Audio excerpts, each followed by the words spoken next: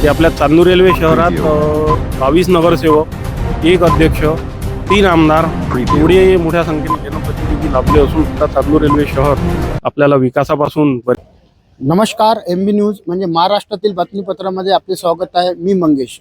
आज अमरावती विधान परिषद निवडणुकीला सुरुवात झालेली आहे. अशाच धामणगाव विधानसभा क्षेत्रामध्ये एकंदरीत अमरावती विधानसभा निवडणुकीसाठी 66 नगरसेवक यामध्ये मतदानाचा हक्क बजावणार आहे. तर तत्पूर्वी काही आपण हक्क बजावत असताना अपक्ष नगरसेवक हर्षलजी वाघ आहे, तर त्यांच्यापासून आपण जाणून घेऊया. आणि ते कुठल्या पक्षाला निगडीत नसून ते अपक्ष म्हणून गणले गेलेले आहे आणि अपक्ष म्हणून त्यांनी या ठिकाणी एक मतदानाचा हक्क सुद्धा बजावलेला आहे. नेमकं आज तुम्ही मतदानाचा हक्क बजावलेला आहे, काय सांगाल? आणि अपक्ष या नात्याने सर्वप्रथम आपल्या माध्यमातून चांदूर रेल्वे जनतेचे, आमच्या प्रभाग 4च्या सर्व मतदारांचे आभार मानू इच्छितो की त्यांनी आज होत असलेल्या विधान परिषदच्या निवडणुकीत आम्हाला मतदान करण्यासाठी पात्र ठरवले. म्हणून आपल्या माध्यमातून पुन्हा एकदा चांदूरच्या जनतेचे आभार मानतो. आणि आमच्या आयुष्यातही हा प्रसंग आला की विधान परिषदमध्ये आम्हाला मतदान करायची संधी मिळत आहे, त्याच्यामुळे मनोमन खूप आनंद होत आहे.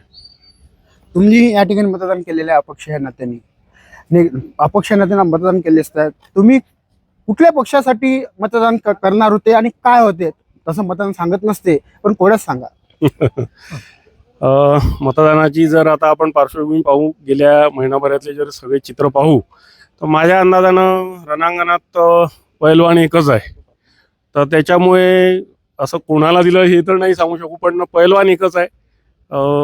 त्याच पद्धतीनं मतदान सगळे झाले आहे असा माझा एक अंदाज आहे.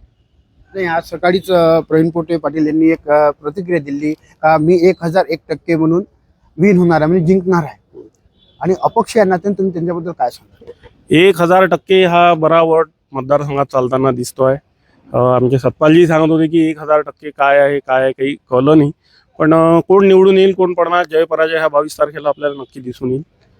आणि त्या विजयात आमचा वाटा असावा अशी आमची इच्छा आहे. आपण काय सांगणार? आपण सुद्धा मतदान हक्क बजावला. या निवडणुकीमध्ये सर्व चेहरे लक्षात आलेले आहे आणि पक्षाचंही एक मूलमंत्र लक्षात आलेला आहे. आणि या निवडणुकीत कोण जवळचं कोण दूरचं आणि कशा पद्धतीने याच्यामध्ये बरेच जणांचे माघार झालेले आहे. आम्हालाही प्रश्न पडला होता का या मतदारसंघातली ही निवडणूक अनपोच होतो काय, परंतु काही पैलवान या रिंगणात उभे राहिले आणि या निवडणुकीमध्ये खरी मजा आली. आणि आज माझ्यासारख्याला मत करायचा अधिकार जरी मिळाला, त्याबद्दल मी त्यांचे खूप खूप आभार मानतो. आजच्या मतदानाच्या माध्यमातून किंवा अनुषंगाने आपल्या चांदूरवासियांना एक सांगू इच्छितो की आपल्या चांदूर रेल्वे शहरात 22 नगरसेवक, 1 अध्यक्ष, 3 आमदार एवढे मोठ्या संख्येने जनप्रतिनिधी लाभले असून सुद्धा चांदूर रेल्वे शहर आपल्याला विकासापासून बऱ्यापैकी दूर दिसत आहे. तर अपेक्षा करूया येणारे आमदार हे आपल्या चांदूर रेल्वे शहरासाठी 4थे आमदार राहील. एक विधानसभेचे आमदार आहे, एक शिक्षक मतदारसंघाचे आमदार आहे, एक पदवीधर मतदारसंघाचे आमदार आहे आणि आता हे एक विधान परिषदचे लेजिस्लेटिव्ह सगळ्या आमच्या नगरसेवकातून निवडून जाणारे एक आमदार राहतील.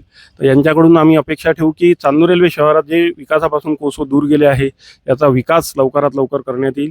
सोबतच नगर परिषदेमध्ये आम्हाला विकास कामं करताना बरेचसे ज्या अडथळे निर्माण होत आहे हे जे आता आमचे हक्काचे आमदार होणार आहे नगर परिषदेचे, या आमदारांकडून आम्ही या अपेक्षा ठेवू की चांदूर रेल्वे हक्काचा आमदार म्हणजे कुठला आमदार?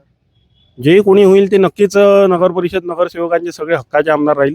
कारण की यांचे वोटर्स हे जनरल पब्लिक नसून फक्त निवडून आलेले नगरसेवक आहे. म्हणून आमचे जे काही कामं चांदूर रेल्वे शहर जे विकासापासून दूर मला अजूनही दिसत आहे. मी स्वतः 6 महिन्यापासून निवडून आलेलो आहो, नगर परिषदमध्ये आहो, पण विकास कामाही तर खरोखर चांदूर रेल्वे शहर अजूनही माघारलेलं आहे. तर अशावेळी निवडून येणारे जे आमदार असेल ते नक्की आमच्या पाठीशी उभे राहील. आपल्या शहरात असलेले प्रत्येक प्रॉब्लेम ते जातीने लक्ष देऊन आमच्या नगरसेवकांच्या मागण्या पूर्ण करतील अशीच आशा ठेवतो.